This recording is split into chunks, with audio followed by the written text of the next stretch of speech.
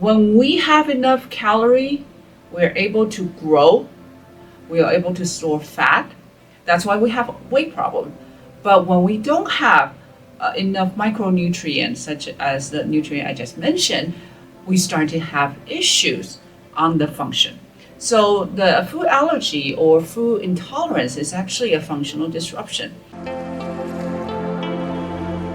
The food intolerance or food allergy or adverse food reaction, it is a trend in happening not just in America, but almost all around the world. It happened in Asia, in Taiwan, in Japan, in China. I don't know much about Europe, but I assume that's in some of, because it's also a modern country. So we're going to see more of that. Well, first of all, food intolerance, it's not a immune system reaction. It's more just a intolerance and a digestive function disruption. So there's no immune system getting involved. However, when it's food allergy, then the immune system is starting to be disrupted and start to attack our own tissue, especially the mucous membrane, the gut cell, or skin, and sometimes vessel. That's why food allergy, if it's in a severe form, it can turn into anaphylaxis. The reason why we have more food allergy is, of course, there are industrialized country theory that because our environment is more sanitized and then we are not exposed to diversified microbacteria in our environment. We don't ingest enough microbacteria or have a diversified microbacteria in our gut, and also our immune system, because of the use of medication, gets too hyper, and that turns around to attack us. The cleaner environment that we live in, the worse the allergy or the reaction is.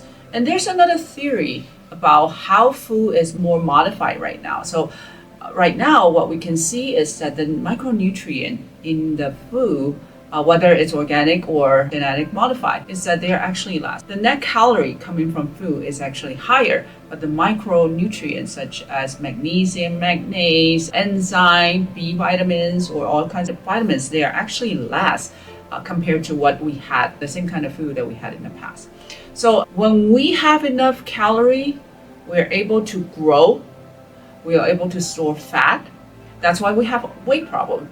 But when we don't have enough micronutrients, such as the nutrient I just mentioned, we start to have issues on the function.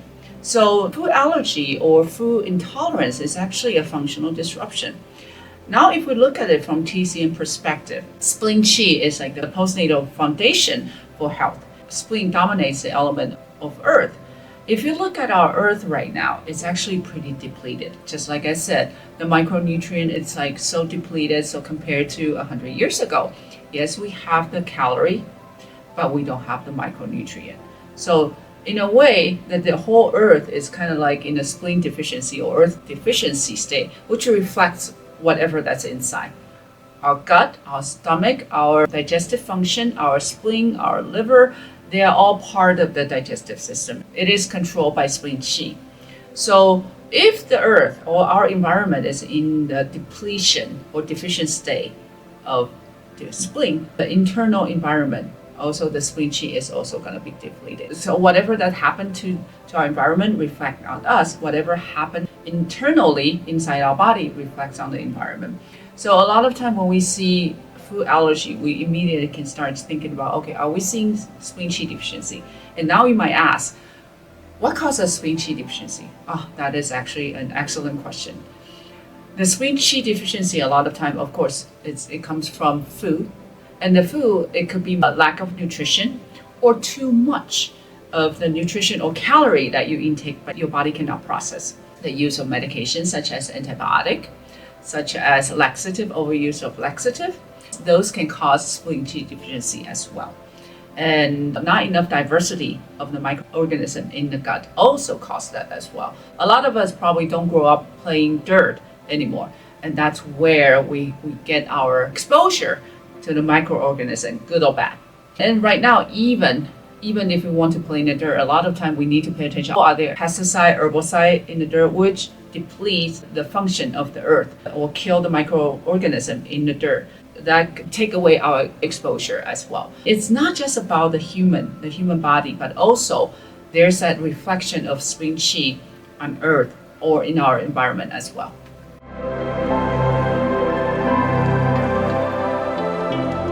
Because I also practice functional medicine. If you're exposed to functional medicine or conventional medicine, I'm sure you're familiar with term of gut dysbiosis, SIBO, colitis, slow peristalsis, things like that. In a lot of time, people with gut issue, it seems like very complicated. Like you can have burping, you can have acid reflux, you can have chronic constipation or bloating or diarrhea or IBS, things like that. And in Chinese medicine, if we look at it, those are the spleen and stomach qi function. So the root cause actually in Chinese medicine is a deficiency. Deficiency means that the function is not optimal, so that it's not able to transform the nutrient into something we need, and we cannot expel the waste from our body.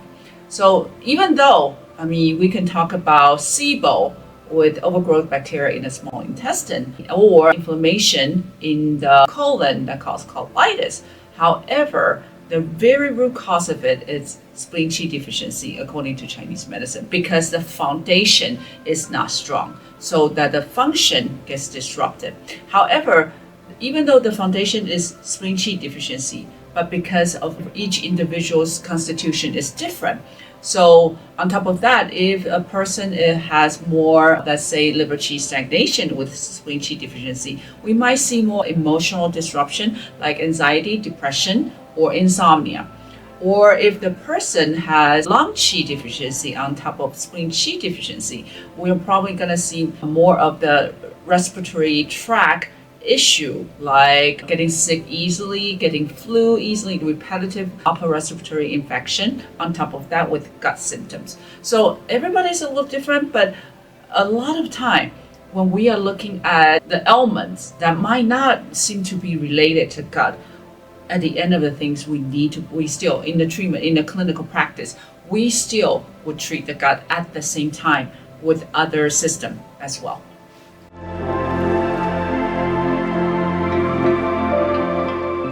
If we look at spleen in Chinese medicine, it's the postnatal foundation of everything. So postnatal foundation means what? It means that it's something you can build after birth.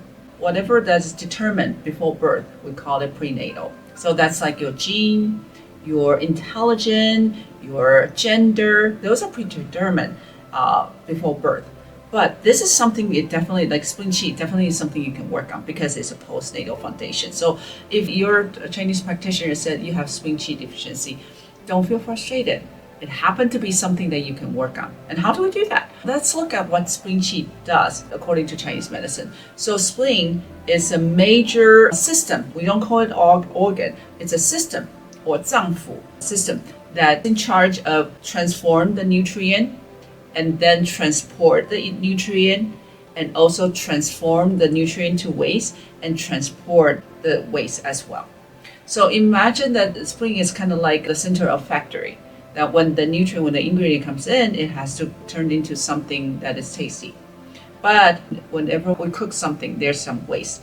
Also spleen, that factory, also is in charge of getting the waste out of the system. So if the spleen qi is strong, you get the nutrient, whatever you eat, you efficiently turn it into the nutrient and have it transported throughout the system. You get nourished. And then the waste will get out of the system also efficiently. How do we do that? That's what it means in spleen to strong spleen qi. So when the spleen qi is weak, you don't get nourished, you cannot get rid of the waste. So that's why people get too thin, too fat. You get the metabolic disorder. You also get emotional affective disorder, things like that. So nowadays, if we look at the modern lifestyle, a lot of time we overconsume like sweets or processed food. We're not moving our body enough, and we're not getting in touch with the earth or the nature enough. And to get the healthy spleen qi, what do? We eat less processed food, less sugary consumption, move a little more, and then get close to earth. That's one thing I really like to do is called earthing. What is that? It's actually very simple.